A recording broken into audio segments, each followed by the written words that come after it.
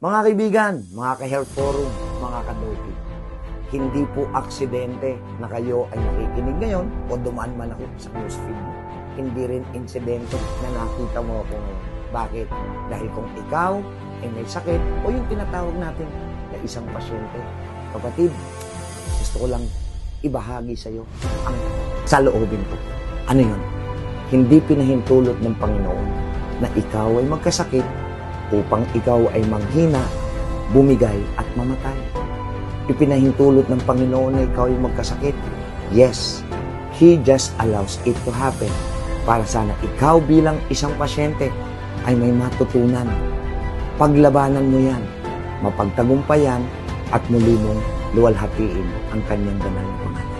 Kaya kapatid, kung mayroon ka mang pinagdadaanan, katulad ng lagi ko sinasabi, daanan mo lang. Dahil sigurado ko, malalagpasan mo. At kapag nalagpasan mo yan, isa ka lang ay bagong tao na may kakayanan lumaban sa kahit na anong pagsubok.